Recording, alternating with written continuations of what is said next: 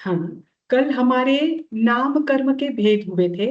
आज हम नाम कर्म के बंध के कारण और उनके विपाक इनको देखेंगे, और फिर हम अंतराय कर्म और गोत्र कर्म के पास जाएंगे। सबको स्क्रीन शेयर हो रही है?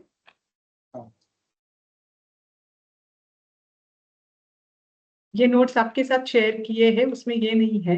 हाँ, ये आपके साथ शेयर किया हुआ है। देखो, नाम कर्म को लेकर पहले मुझे बताइए, शॉर्ट में मैं आपके एक रिवीजन लेती हूँ। नाम कर्म के भेद कितने हैं? 93। 93 या फिर 103, है ना? 103। हाँ, उसे तीन भागों में विभक्त किया है। कौन से तीन भाग है? 14 पिंड प्रकृतियां हैं, हाँ, और 8 इंडिपेंडेंट हैं, और 10 हाँ, जोड़े हैं, 10 10 पेयर में जोड़े हैं। बराबर। 14 पिंड प्रकृतियों के कितने भेद होते हैं? 93 नहीं, नहीं, 14 पिंड 65 प्रकृतियों के। 65 हाँ, 65। 65 या फिर 75, है ना? ये ठीक। अब मुझे ये बताइए, मोहनीय कर्म की प्रकृतियां कितनी हैं? 28। 28। मोहनीय कर्म के बंध के कारण कितने हैं? मोहिनी बंद 6। बराबर बराबर। तीव्र क्रोध, तीव्र मान, तीव्र माया, तीव्र लोभ, तीव्र राग और तीव्र द्वेष। वेदनीय कर्म की प्रकृतियां कितनी हैं? 2। 2। 2। उसमें साता वेदनीय कर्म का बंध कितने कारणों से होता है? 10 कारण। 10 कारणों से। और असाता वेदनीय कर्म का बंध 12 कारणों से। ज्ञानावर्णीय और दर्शनावर्णीय कर्म का बंध कितने कितने कारणों से होता है? 5। नहीं, बंध के कारण 6। दोनों के भी 6 है। बस ज्ञानावर्णीय में ज्ञान और ज्ञानी की आशातना आदि करने से, और दर्शनावर्णीय में दर्शन तथा दर्शनी शब्द आता है। बाकी दोनों जगह पर 6 कारण बंध के कारण समान है। अब ज्ञानावर्णीय कर्म का जो फल है वो कितने प्रकार से मिलता है, जिसे विपाक कहा जाता है। कर्म फल के लिए जैन दर्शन में शब्द आता है विपाक, ध्यान रखना, है ना?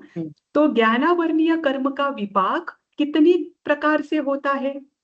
5 या 10। 5 कौन से है? मति ज्ञानावरण, ज्ञानावरण, अवधि, मनपरव्य और केवल ज्ञानावरण। बराबर। दर्शनावर्णीय कर्म का विपाक कितनी तरह से होता है? 9 प्रकार से होता है। ठीक। वेदनीय कर्म का जो विपाक है वह कितने प्रकार से होता है? वो भी 2 तरह से होगा। हाँ, 2 तरह से भी है और अनेक तरह से भी है। मैंने आपको मोहनीय कर्म के विपाक को लेकर मैंने अनेक प्रकार बताए थे। ठीक। फिर आयुष्य कर्म जो है, आयुष्य कर्म का बंध कितने प्रकार से होता है? 4 प्रकार से। हाँ, तो उसमें प्रत्येक गति जो है, उसके प्रत्येक गति के बंध के कारण कितने हैं? टोटली 16 हो जाते हैं। हाँ, 16 प्रकार से आयुष्य कर्म का बंध होता है, और उसका विपाक कितने प्रकार से है? 4 प्रकार से, है ना? उसका फल 4 प्रकार से है। फिर नाम कर्म, नाम कर्म की प्रकृतियां 93 या 103 है, जो हमने कल देखी। ठीक। अब इसमें जो नाम कर्म है उनके बंध के कारण और उनके फल, उनके विपाक को आज हम देखेंगे। नाम कर्म 2 प्रकार का है, शुभ नाम कर्म, अशुभ नाम कर्म, है ना? तो शुभ नाम कर्म के बंध के कारण और अशुभ नाम कर्म के बंध के कारण अलग अलग है, एक दूसरे के विरोधी है। शुभ नाम कर्म के बंध के कारण 4 है, और उसके ही विरोधी 4 जो है वे अशुभ नाम कर्म के बंध के कारण है। देखिए, शुभ नाम कर्म के बंध के कारण जो है, अगर आप नाम कर्म प्रत्येक जीव बांधता है, जैसे हमने पहले क्लास में चर्चा की थी कि प्रति समय में हम 7 कर्मों का तो निरंतर बंध करते ही रहते हैं। चाहे शुभ कर्मों का बंध करो, चाहे अशुभ कर्मों का बंध करो, बंध तो हम करते हैं। अगर हम शुभ कर्मों का बंध करते हैं तो हमें शुभ फल उसका मिलता है, जो विपाक है वो शुभ रूप में मिलता है। अब नाम कर्म के बंध के अंतर्गत आपने जाना कि आयु से लेकर, अंग उपांग से लेकर, सहनन से लेकर, संस्थान से लेकर, शरीर का वर्ण, शरीर का गंध, शरीर की प्राप्ति, ये सब हमें नाम कर्म के कारण मिलता है ना। अब अगर ये सब हमें शुभ मिलता है तो समझना हमने शुभ नाम कर्म का बंध किया। अगर ये सब हमने अशुभ रूप में मिलता है या इसमें से कुछ चीजें हमें अशुभ रूप में मिलती है तो समझना हमने कुछ अशुभ कर्मों का भी, अशुभ नाम कर्म का भी बंध किया। अब शुभ नाम कर्म का बंध होने के 4 कारण बताए। मुझे सबसे पहले एक बात बताइए कि इस संसार में ऐसे कौन से जीव है जिनका शरीर जो है वह उत्तम से उत्तम परमाणुओं से बना हुआ होता है? तीर्थंकर। बराबर।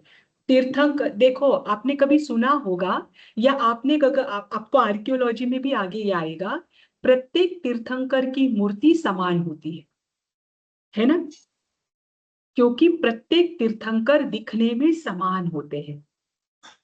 ध्यान रखना, बस उनका वर्ण अलग होता है, उनकी अवगहना अलग होती है, वे अलग समय में होते हैं।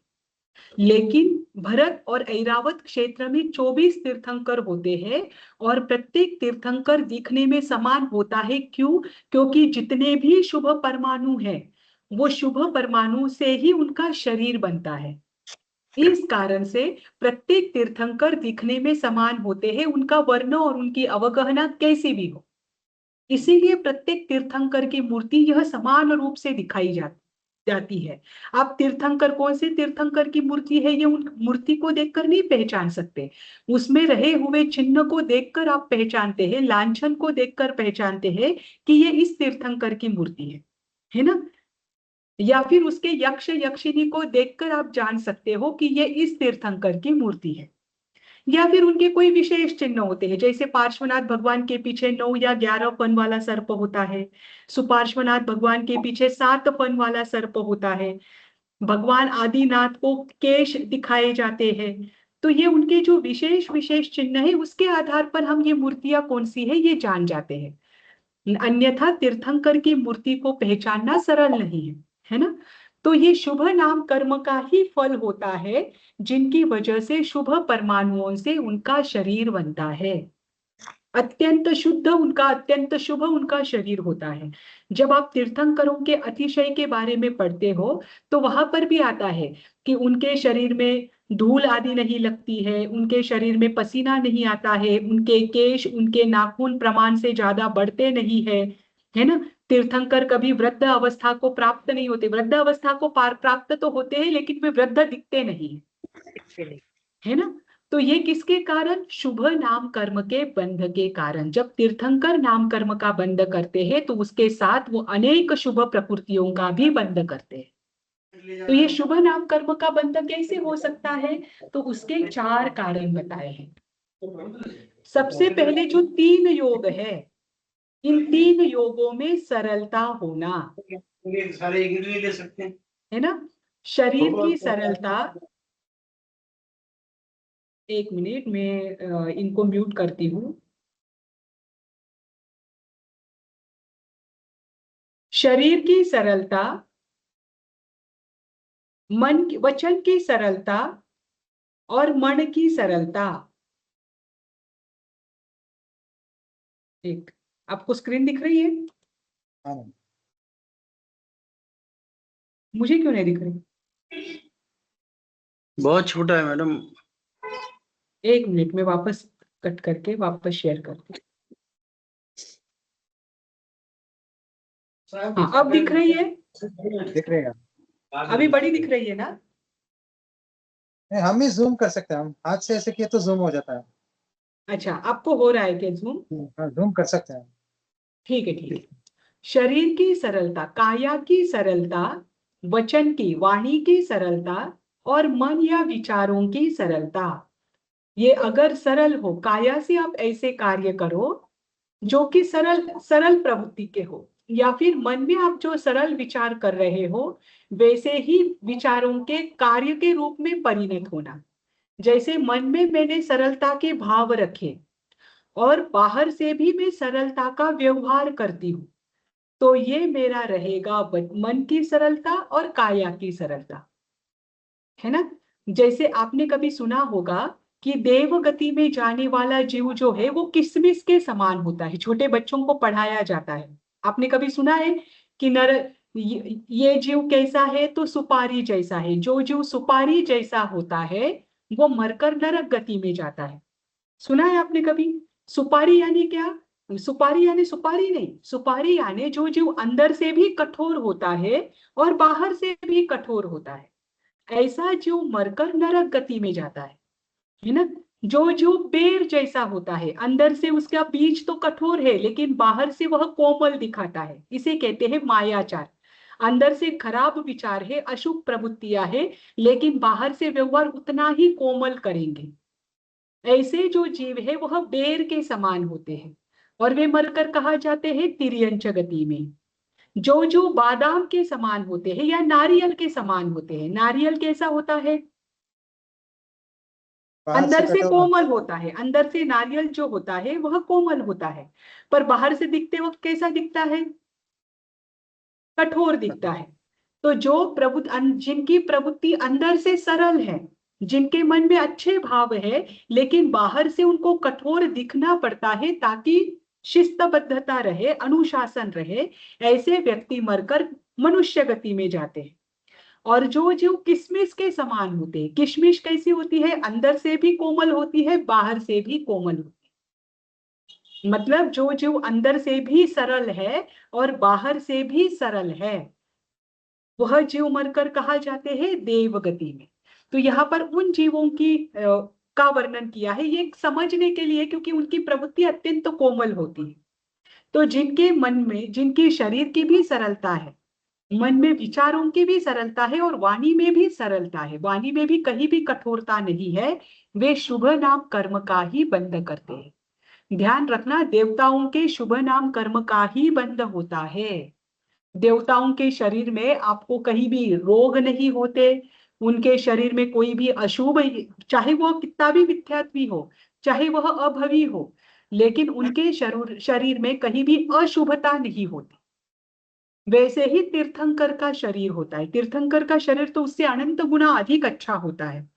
तो ये किसके कारण? शुभ नाम कर्म के कारण। और शुभ नाम कर्म का बंध किससे होता है? जब मन वचन काया तीनों में सरलता हो। और उसके बाद चौथा कारण बताया है अहंकार एवं मात्सर्य से रहित होना। किसी भी प्रकार का अहंकार और किसी भी प्रकार की ईर्ष्या अगर हमारे भीतर नहीं है तो हम शुभ नाम कर्म का बंध करते हैं। ठीक। अब शुभ नाम कर्म का बंध होने के बाद उसके फल रूप में हमें क्या मिलता है? अब मुझे आप बताइए, नाम कर्म के कारण आपको कौन कौन सी चीजें मिली है? आपका म्यूट है प्रिया जी। शरीर मिला है हमें, शरीर हाँ, मिला है और नामकरण से। शरीर से संबंधित हर एक चीज, हर चीज, शरीर से संबंधित हर चीज है ना। मिला आपको जो इंद्रिया मिली है, आपको जो गति, जिस आपको मनुष्य भव मिला है, मनुष्य गति मिली है, किसके कारण? नाम कर्म के कारण। हम सब पंचेंद्रिय बने हैं, हमें पांचों इंद्रिया मिली है, किसके कारण? नाम कर्म के कारण। हम अपने मन से हलन चलन कर सकते हैं, हम त्रस जीव बने हैं, कौन से कर्म के कारण? नाम कर्म के कारण, है ना। हमें औदारिक शरीर मिला है, हम इस औदारिक शरीर से व्रत प्रत्याख्यान ग्रहण कर सकते हैं, कौन से कर्म के कारण हमें औदारिक शरीर मिला है? नाम कर्म के कारण, है ना। जैसे उसके आगे भी क्या आएगा? आप, मेरी आवाज आपको आ रही है, आपकी आवाज मुझे आ रही है, ये जो मुझे आवाज मिली है, ये स्वर मुझे मिला है, ये कौन से कर्म के कारण? नाम कर्म के कारण, है ना। हमारे शरीर का आकार नाम कर्म के कारण, हमारे समाज में हमारी शब्दों को मान्यता नाम कर्म के कारण, हम एक दूसरे को पहचानना, हम एक दूसरे की प्रसिद्धि होना नाम कर्म के कारण, है ना। तो नाम कर्म का फल जो है वो इन्हीं चीजों के अंतर्गत आपको मिलेगा, है ना। तो वो नाम कर्म का फल जो है वह 14 प्रकार का है। शुभ नाम कर्म का विपाक 14 प्रकार का है। शुभ नाम कर्म का बंध 4 प्रकार से होता है और उसका विपाक 14 प्रकार से होता है। अब इसमें 14 प्रकार में क्या आएगा? सबसे पहले इष्ट शब्द। इष्ट यानी अच्छे इष्ट, शब्द, हाँ, पसंद आने पूजनीय वाले। शब्द। इष्ट का एक अर्थ पूजनीय। पूजनीय भी है। आप कहते हैं ना इष्ट देवता, इष्ट देवता हाँ। का स्मरण करना, यानी जो आपके लिए पूजनीय है, सम्माननीय है, ऐसे देवता का पूजन करना, है ना। तो इष्ट यानी सम्माननीय, पूजनीय, ऐसी प्रभावी वाणी कि जिनकी वाणी कभी खाली नहीं जाती, है ना। ऐसे इष्ट शब्द आपके मुख से जब भी शब्द निकलेंगे वो लोगों को इष्ट लगेंगे। ये इष्ट शब्द की प्राप्ति होती है शुभ नाम कर्म के बंध के कारण। दूसरा है इष्ट रूप, सम्माननीय पूजनीय रूप, सुंदर और सुगठित शरीर, ऐसा शरीर कि जिसे देखते ही लोगों के मन में सम्मान के भाव आए, पूजा के भाव आए। देखो, दो प्रकार के शरीर होते हैं। एक शरीर ऐसा होता है कि जिसे देखकर कुछ विशेष लगता नहीं है, या लगे भी तब भी राग और द्वेष के भाव रहे। और किस किस जीव के शरीर ऐसे होते हैं कि उनको देखकर ही सम्मान के भाव आते हैं, है ना। ऐसा जो रूप प्राप्त होता है वह है इष्ट रूप। फिर है इष्ट गंध, कि शरीर से अगर कोई मल निस्सृत होता है, शरीर में 9 द्वार ऐसे होते हैं जहां से शरीर की गंदगी बाहर पड़ती है, शरीर के मल बाहर पड़ते हैं, लेकिन उन मलों में भी सुगंधी होना। शरीर में तो सुगंधी है ही, लेकिन उस शरीर के जो मल है उसमें भी सुगंधित पना होना। अगर आप कभी देखोगे, आपको पता होगा कि नए नए चिकित्सा की पद्धतियां चल रही है, तो जो ब्रह्मचर्य का, उत्तम रूप से ब्रह्मचर्य का पालन करता है, उनके जो मल है उन मलों को भी औषधि बनाने के लिए इस्तेमाल में लिया जाता है। क्यों?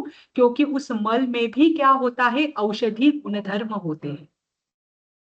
ये किसके कारण? ब्रह्मचर्य के कारण। जैसे तीर्थंकर है, तीर्थंकर का आहार और निहार नहीं होता। उनका आहार और निहार कोई सामान्य व्यक्ति अपने चर्म चक्षुओं से देख नहीं सकता, लेकिन उनके आहार आहार तो जैसे भले ही देवगति से आता हो, जैसे भगवान ऋषभ देव के लिए उत्तम भोग भूमि का आहार आता था, परंतु उनका निहार भी कैसे होता है? सुगंध से युक्त होता है। वो निहार भी क्या नहीं होता? दुर्गंधित नहीं होता। ऐसे ही कुछ प्रमुख पुरुष है, चरम शरीरी है, उत्तम पुरुष है, उनके भी आहार और निहार कोई सामान्य व्यक्ति देख नहीं सकता। अनिल जी, आपका म्यूट कर दीजिए। अच्छा, एक मिनट। जी। तो जो शरीर से निकलने वाले मल है उसमें भी सुगंधितता होना, यह इष्ट गंध है। फिर है जैवीय रसों की समुचितता, इष्ट रस, रस की प्राप्ति होना। शरीर में जो रस बनते हैं वे भी कैसे हो? इष्ट हो, है ना। जीव से संबंधित रस यानी जैवीय रस, और जीव से संबंधित रस जो शरीर के अंतर्गत होते हैं, कि ऐसे रस होना जिससे कोई शरीर में रोग उत्पन्न ना हो। फिर है त्वचा की कोमलता यानी इष्ट स्पर्श, उनको स्पर्श करके ही कैसा लगे? अच्छा लगे, सुकोमलता लगे, स्पर्श करने का मन हो, ऐसा इष्ट स्पर्श प्राप्त हो। फिर अचपल योग्य गति, गति में कहीं भी चपलता नहीं है, शांति से चल रहे हैं। आप किसी साधक को देखना, जैसे तथागत बुद्ध का जातक कथा में वर्णन आता है, जैसे तीर्थंकर आदि का वर्णन आता है। तीर्थंकर आदि तो जैसे ही केवल ज्ञान हो जाता है वे आकाश में स्थित हो जाते हैं, और उसके बाद जब भी वे विचरण करते हैं तो उनके पैरों के नीचे कमल की रचना होती है। तो उनके पैर तो वैसे भी जमीन पर नहीं टिकते हैं, लेकिन जो विशेष साधना करने वाले पुरुष है उनको जब आप देखोगे तो उनकी गति कैसी होती है? अचपल होती है। उनकी गति से ही देखकर लगता है कि हाँ, ये कोई साधक व्यक्ति है। और ऐसी गति प्राप्त होना यह इष्ट गति है। हमारी गति में भी ऐसी स्थिति रहना, ये क्या है? इष्ट गति है। फिर उसके बाद अंगों का समुचित स्थान पर होना, ये तो हमने कल ही देखा था जब प्रकृतियों को देखा था तब, कि स्थिति का अर्थ क्या है? इष्ट स्थिति, यानी जो अंग जिस स्थान पर और जिस प्रमाण में होना चाहिए वह उस प्रमाण में और वैसे ही स्थान पर रहना। अब देखो, अब आंख की अगर साइज है, मतलब दोनों भी चीजें आती है स्थिति में। अगर आंख कहीं और हो तो वो भी अशुभ है। और आंख की साइज कम होना, टेढ़ी होना, बहुत बड़ी होना, ये भी क्या है? अशुभ स्थिति है। तो स्थिति के अंदर दोनों चीजें आएगी जो हमने निर्माण के अंदर ली थी, कि जैसे जो भी अवयव है वो अपने स्थान पर होना और समुचित प्रमाण में होना, ये दोनों भी मिलता है। ये किसकी वजह से? इष्ट स्थिति की वजह से। फिर लावण्य, लावण्य यानी ऐसा रूप जो देखने का मन करता है, मनोहर रूप। फिर आता है यश कीर्ति का प्रसार, यानी हमारे गुणों की वृद्धि भी होना और गुणों की प्रसिद्धि भी होना। यश कीर्ति फैलना, अगर हमारे अंदर कोई गुण है तो वो गुण हर जगह फैलना। देखना, ध्यान रखना कि हर बहुत सारे लोगों में अच्छे अच्छे गुण होते हैं, लेकिन हर कोई प्रसिद्ध नहीं हो पाता। हर किसी के गुण हर किसी को पता नहीं चलते हैं। क्यों? जिसके पता चलते हैं उनके शुभ नाम कर्म का उदय है, उनके यश कीर्ति नाम कर्म का उदय है। और जिनके गुण पता नहीं चलते हैं उनके यश कीर्ति नाम कर्म का उदय नहीं है। पर इसका मतलब ये नहीं है कि उसमें गुण नहीं है। गुण भी होना और उन गुणों का प्रसार भी होना, ये शुभ नाम कर्म का फल है। ठीक। फिर उसके बाद आता है इष्ट उत्थान कर्म बलवीर्य पुरुषार्थ और पराक्रम, यानी योग्य शारीरिक शक्ति। मात्र शारीरिक शक्ति होना पर्याप्त नहीं है, उस शक्ति का योग्य जगह पर पुरुषार्थ भी लगना। मुझ में आज तपस्या करने की क्षमता है, मैं आसानी से तपस्या कर सकती हूँ, ये मेरे शुभ नाम कर्म का उदय है। लेकिन वो शुभ नाम कर्म मेरे लिए उपयोगी तब रहेगा जब मैं तपस्या करूंगी, है ना। तो इसमें इसीलिए सारा दिया है, उत्थान भी दिया है, कर्म भी दिया है, बलवीर्य भी दिया है, पुरुषार्थ भी दिया है और पराक्रम भी दिया है। तो योग्य शारीरिक शक्ति का होना कब फलदायी है? जब होने के बाद हम उसमें पुरुषार्थ करें, है ना। फिर उसके बाद लोगों को रुचिकर लगे ऐसा स्वर, यानी इष्ट स्वर। अभी आगे के जो चारों है ना, चारों स्वर से संबंधित है, आवाज से संबंधित। इष्ट स्वर, कांत स्वर, प्रिय स्वर, मनोज्ञ स्वर। इष्ट स्वर यानी सम्माननीय स्वर। हमारा स्वर ऐसा हो कि अगर मेरी आवाज सुने मेरे, देखो इष्ट शब्द और इष्ट स्वर में अंतर क्या है पहले वो समझिए। इष्ट शब्द यानी मेरे शब्दों में वैल्यू होना, मेरे शब्दों की वैल्यू होना। और इष्ट स्वर यानी वो शब्द, मेरी जो आवाज है, शब्द अलग और मेरी आवाज अलग। स्वर यानी मेरी आवाज को वैल्यू होना, है ना, उसके लिए सम्मान होना, यह स्वर है। स्वर में जो शब्द है वो अक्षर शब्द भी आ सकते हैं, अनक्षर शब्द भी आ सकते हैं। आपने कभी सुना होगा कि तीर्थंकर की वाणी को लेकर आचार्यों में अलग अलग मत चलते हैं। कोई कहते हैं कि तीर्थंकर की वाणी अक्षरात्मक होती है और कोई ये कहता है कि तीर्थंकर की वाणी अनक्षरात्मक होती है ना। जब अक्षरात्मक हो तो और उनके शब्द प्रिय, उनके शब्द तो प्रिय ही होते हैं क्योंकि वे प्रयोजन में जितने जरूरी है उतने ही शब्दों का इस्तेमाल करते हैं। तो अगर उनकी वाणी अक्षरात्मक है और उन अक्षरों से उन शब्दों को सुनकर कोई भवी जीव तैर रहा है तो वह इष्ट शब्द। पर उनकी वाणी अगर अनक्षरात्मक है तो वहां पर इष्ट स्वर भी आएगा, क्योंकि अक्षरों का इस्तेमाल नहीं है, उनके बस स्वर का इस्तेमाल हो रहा है। उनकी वाणी क्या हो रही है? वाणी के लिए क्या शब्द आता है? तीर्थंकर की देशना कैसी होती है? खीर रही है, शब्द आता है ना कि तीर्थंकर की वाणी खीर गई, है ना। खीरती है क्यों? क्योंकि वो अनक्षरात्मक है, इसीलिए खीरती है शब्द इस्तेमाल किया जाता है ना। तो जब अक्षर के बिना भी आवाज अच्छी लगे तो वह है इष्ट स्वर। फिर कांत यानी मनोहर, है ना। ऐसे शब्द, ऐसे स्वर, ऐसा आवाज जो मन में आनंद प्रदान करने वाला, तुरंत मनोहारी, मतलब आपके मन को तुरंत खींच लेता है। उसके बाद प्रिय, जो स्वर सुनते ही आपके मन में प्रीतिकारक भाव उत्पन्न हो, आप कितने भी दुख में रहो, कितने भी टेंशन में रहो, जैसे ही आपने वो स्वर सुना, आप सारे द्वेष को भूल जाओ और प्रीति में क्या हो जाओ, मग्न हो जाओ, आप प्रसन्न चित्त हो जाओ। और मनोज्ञ यानी मन को अच्छे लगने वाले स्वर। ये 14 प्रकार क्या है, शुभ नाम कर्म के विपाक है। बस इससे ही अपोजिट अशुभ नाम कर्म रहेगा। अब मुझे बताइए, अशुभ नाम कर्म के बंध के कारण कितने होंगे और अशुभ नाम कर्म का विपाक कितने प्रकार से होगा?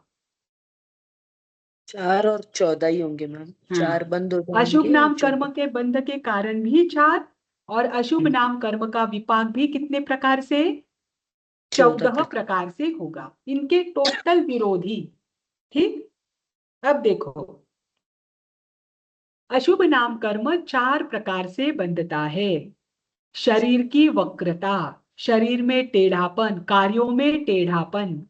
वचन की वक्रता, बोलने में टेढ़ापन। मन की वक्रता, मन के विचारों में टेढ़ापन। और अहंकार और ईर्ष्या के भाव होना।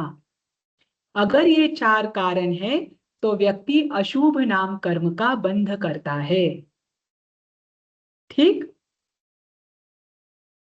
फिर उसके बाद जब अशुभ नाम कर्म का बंध किया है तो उसका फल भी मिलने ही वाला है।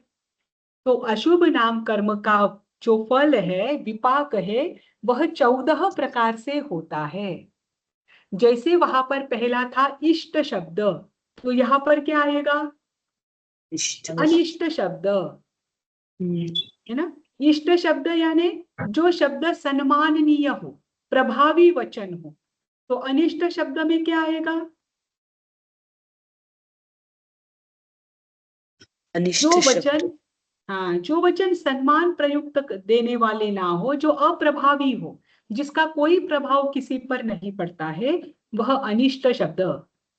इष्ट रूप शब्द के बाद क्या था वहां पर? रूप ही था ना। हाँ, इष्ट रूप का यहाँ पर क्या रहेगा? अनिष्ट स्पर्श। यहाँ पर स्पर्श गलती से लिखा है, वहां पर रूप चाहिए। यानी असुंदर शरीर, जो शरीर देखने की कोई इच्छा नहीं रखता, है ना। फिर उसके बाद इष्ट गंध की जगह यहाँ क्या आएगा? अनिष्ट गंध, शरीर में मल, और मल कैसे होना? दुर्गंध युक्त होना। मतलब हमारे अशुभ नाम कर्म का भी उदय है। आप ध्यान रखना, अगर मैं आपको पूछूं कि आपके शुभ नाम कर्म का उदय है या अशुभ नाम कर्म का उदय है, तो आप क्या कहोगे? दोनों ही है। हाँ, दोनों ही है। क्योंकि आप सोचिए, शुभ नाम कर्म के उदय में एक सहनन को ही आप लीजिए। सहनन यानी हड्डियों की रचना। इसमें पहले 3 जो है ना, वज्र ऋषभ नाराज, ऋषभ नाराज और नाराज, ये 3 सहनन शुभ नाम कर्म के कारण ही मिलते हैं। अगर हमें अंतिम 3 में से कोई मिलता है तो हमने अशुभ नाम कर्म का बंध किया है। और अभी आपका जो सहनन है वो इन 3 में से है क्या? आपका, मेरा, हमारा सहनन इन पहले 3 में से नहीं है, नहीं। है ना। हमारे जो सहनन है ये अंतिम 3 में आते हैं। इसीलिए हम अभी धर्म ध्यान कर सकते हैं, शुक्ल ध्यान नहीं कर सकते। क्योंकि शुक्ल ध्यान को ध्यान के लिए प्रथम 3 सहनन होना आवश्यक है ना। तो हमारे भी अशुभ नाम कर्म का भी उदय है। कुछ कुछ अपेक्षा से हमारे शुभ नाम कर्म है, और कुछ कुछ अपेक्षा से हमारे अशुभ नाम कर्म का भी बंध है।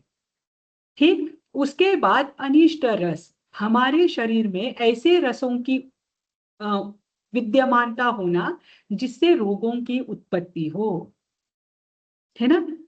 तो यह है अनिष्ट रस। अप्रिय स्पर्श, किसी को स्पर्श करे और आपको अगर वह अप्रिय लगे तो वह क्या है? अप्रिय स्पर्श नामक अशुभ नाम कर्म है। फिर उसके बाद आता है अनिष्ट गति। अनिष्ट गति का अर्थ क्या होगा? नरक गति, गति वैसे मिल जाएगी। हाँ, वो भी, पर यहाँ पर ऊपर हमने गति का अर्थ क्या लिया था? ये देखिए 6 नंबर का, अचपल योग्य गति यानी इष्ट गति।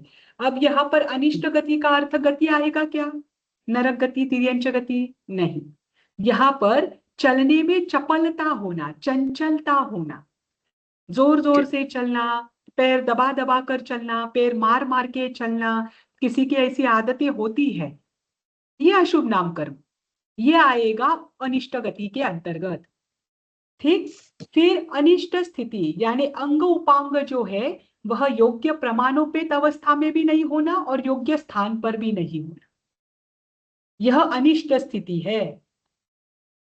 फिर आता है सौंदर्य का अभाव, सुंदर रूप नहीं होना। जैसे हमने उत्तराध्ययन सूत्र में हरिकेशी बल को लेकर पढ़ा था, हरिकेशी बल का शरीर कैसा था, बेडोल था, कुरूप था, ऐसा वर्णन वहां पर आता है कि कोई भी उनके शरीर को, उनके रूप को देखना नहीं चाहते थे, है ना, क्योंकि उन्होंने पहले जन्म में रूप का मद किया था, रूप का अहंकार किया था, जिसकी वजह से वो काले कलूटे बेडोल शरीर वाले कुरूप शरीर वाले बने थे। तो जब ऐसे शरीर की प्राप्ति होती है तो वह किस नाम कर्म के कारण, अशुभ नाम कर्म के कारण। ठीक। फिर अपयश, जीवन में कितना भी कुछ भी कितने भी प्रयास करो, कितने भी आप स्ट्रगल कर लो, लेकिन आपके जीवन में अगर यश नहीं आता है तो ये किसके कारण, अशुभ नाम कर्म के कारण। ठीक। फिर पुरुषार्थ करने की शक्ति का अभाव, पुरुषार्थ ही नहीं कर सकते, अगर आप किसी को देखो तो वह काम ही नहीं कर सकते हैं, वह थोड़ा सा भी अपने जी शरीर पर आए हुए संकट को सहन नहीं कर सकते हैं, उनमें किसी भी प्रकार का पुरुषार्थ करने की क्षमता नहीं होती है। जब हमारे अंदर पुरुषार्थ करने की क्षमता ना हो तो समझना हमने अशुभ नाम कर्म का बंध किया है। और फिर आगे के जैसे ऊपर आए थे 4 स्वर के, वैसे ही यहाँ पर 4 स्वर के आएंगे। हीन स्वर, हीन स्वर यानी एकदम अधम स्वर, जो स्वर कोई सुनना नहीं चाहता, उत्तम के अपोजिट होता है अधम, उसे कहते हैं हीन। फिर दीन स्वर, दीन यानी दीनता युक्त, जो दीनता दिखाने वाले हैं, ऐसे स्वरों का होना वह दीन स्वर। फिर अप्रिय स्वर जो किसी को प्रीतिकारक ना हो, और अकांत स्वर जो बिल्कुल भी मनोहारी नहीं है, मन का हरण करने वाले नहीं है, उल्टा मन में द्वेष ही बढ़ाते हैं, ऐसे अकांत स्वर। ये 14 प्रकार से अशुभ नाम कर्म का क्या होता है, विपाक होता है ना। अब देखेंगे गोत्र कर्म और अंतराय कर्म।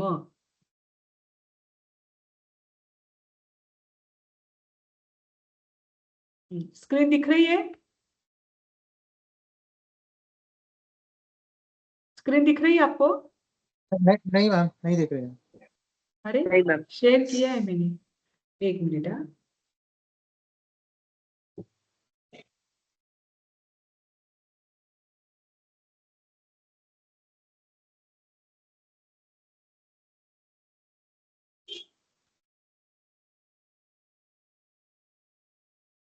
अब दिख रही है?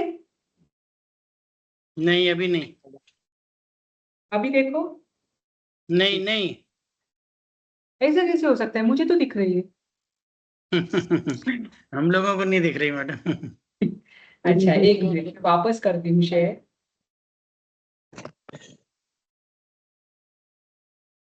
हाँ अब देखिए। हाँ देख अब रहे आए। हैं। हाँ, अब गोत्र कर्म, गोत्र कर्म 2 प्रकार का होता है, उच्च गोत्र कर्म, नीच गोत्र कर्म। जिस कर्म के उदय से लोक पूजित कुल में जन्म हो, जिसे लोगों के द्वारा पूजा जाता है, ऐसे कुल में जन्म होता है, वह उच्च गोत्र कर्म है। अच्छे कुल में जन्म लेना भी आवश्यक है, क्योंकि देखिए कर्म बंध के लिए कुछ चीजें बाहर की उदासीन रूप से निमित्त बनती है। वह अगर जिस कुल में, अच्छे कुल में हम जन्म लेते हैं तो हमें ऑटोमेटिकली अच्छे संस्कार मिलते हैं। ये अच्छे संस्कार हमारे शुभ कर्मों का बंध करने के लिए और शुभ से शुद्धतम अवस्था में प्राप्त होने के लिए बहुत आवश्यक होते हैं। इसीलिए हमारा जो गोत्र है, हमारा जो कुल है, ये भी बहुत महत्वपूर्ण कार्य करता है हमारे जीवन को बनाने में। जब हम ऐसे उत्तम कुल में जन्म लेते हैं जहां से हमें उत्तम संस्कार की प्राप्ति हो, तो वह उच्च गोत्र नाम कर्म है। ठीक। और जिस कर्म के उदय से जो लोक निंदित है, समाज में जो कुल निंदित है, ऐसे कुल में जन्म लेना। जैसे चांडाल कुल, चांडाल कुल हमेशा स्मशान भूमि में रहते हैं। वो क्या करते हैं, प्राणियों के मांस आदि को खाते हैं। जो उनका जो कार्य करने की पद्धति है वो भी क्या करते हैं, जो देह है वहां पर, जो मृतदेह है, उन मृतदेह के ज्वेलरी वगैरह कुछ रहो तो उनको लेकर उस पर अपने जीवन का निर्वाह करते हैं। तो वहां के उनके व्यवसाय, उनके आचार, उनके विचार, उनका खान, उनका पान, ये सब लोक निंदित है। ऐसे कुल में अगर जन्म लेते हैं तो वह नीच गोत्र नाम कर्म होता है। ठीक। और उसके बाद गोत्र कर्म के बाद हम देखेंगे अंतराय कर्म, और फिर इन दोनों के विपाक को देखेंगे और कर्म बंध के कारण को देखेंगे। अंतराय कर्म के अंतर्गत जिस कर्म के उदय से दान में विघ्न होता है, दान, लाभ, भोग, उपभोग और पुरुषार्थ, वीर्य, इनमें अगर बाधा आती है, विघ्न आता है, तो वह अंतराय कर्म है। ठीक। जैसे अंतराय कर्म कितने प्रकार का है, 5 प्रकार का है। उसकी 5 प्रकृतियां है। जैसे जिस कर्म के उदय से दान में विघ्न होता है उसे दानांतराय कर्म कहते हैं। जिस कर्म के उदय से किसी चीज की प्राप्ति में यानी लाभ में विघ्न आता है, आपको ये लाभ मिलना था लेकिन आपको लाभ मिला नहीं। जैसे कोई साधु संत आपके यहाँ पर आहार के लिए, आहार की गवेषणा करने के लिए आने वाले थे, लेकिन कहीं और उनका अभिग्रह फलित हुआ या फिर कहीं और वो चले गए, आपके यहाँ पर नहीं आए, तो आप क्या कहोगे? आप कहते हो ना, आपके अंतराय कर्म है। कौन से अंतराय कर्म है? लाभांतराय। आपको आज बहुत अच्छा लाभ मिलने वाला था, लेकिन वो लाभ मिलते मिलते, आपको मिलते मिलते किसी और को मिल गया, ये लाभांतराय। जिस कर्म के उदय से भोग में विघ्न आता है, भोग और उपभोग का अर्थ हमने लास्ट टाइम में जब अनुव्रतों की चर्चा की थी तब उसका अर्थ क्या किया था। भोग का अर्थ क्या होता है और उपभोग का अर्थ क्या होता है? जो एक बार प्रयोग जो में एक आता है बार वो पे- भोग, जो बराबर। बार बार आता है वो उपभोग। हाँ, और जो एक बार प्रयोग में आता है वो चीजें कौन कौन सी है? भोजन हो गया, हाँ, और जो बार बार उपभोग में आती है? गहना, ज्वेलरी, जो हाँ, ये कपड़े बार आदि। बराबर। कपड़े। ठीक। तो बराबर। तो जिस कर्म के उदय से आहार आदि जो चीजें हैं जो एक ही बार भोगी जाती है, उसमें अगर विघ्न आता है तो कौन से कर्म का उदय है? भोगांतराय। अब मुझे बताओ, भगवान ऋषभ देव को, इसको भगवान ऋषभ देव को लेकर आगमों में, शास्त्रों में चर्चा आती है। भले ही इसमें अलग अलग आचार्यों के मत है। कोई कहता है कि उन्होंने 6 महीने के उपवास किए थे, कोई कहता है 6 दिन के किए थे, कोई कहता है बेले के साथ उन्होंने दीक्षा अंगीकार की। लेकिन फिर भी सभी आचार्यों में एक मत है कि भगवान ऋषभ देव को पहली बार आहार मिला 13 महीने बाद। ठीक। आचार्यों में उनकी तपश्चर्या के नियम को लेकर बात आती है, विविधता आती है। जिस दिन तीर्थंकर दीक्षा लेते हैं उस दिन भी कोई ना कोई व्रत प्रत्याख्यान करते हैं। जैसे कोई कोई तीर्थंकर ने केले के साथ दीक्षा ग्रहण की, किसी किसी तीर्थंकर ने बेले के साथ दीक्षा ग्रहण की, किसी किसी तीर्थंकर ने उपवास के साथ दीक्षा ग्रहण की। तो वहां पर भगवान ऋषभ देव को लेकर एक बात आती है जो कि आचार्यों के विभिन्न मत है। कोई आचार्य कहते हैं कि भगवान ऋषभ देव ने बेले के साथ 2 उपवास के साथ दीक्षा ग्रहण की थी। कोई आचार्य कहते हैं कि भगवान ऋषभदेव ने तेले के साथ 3 उपवास के साथ दीक्षा ग्रहण की थी।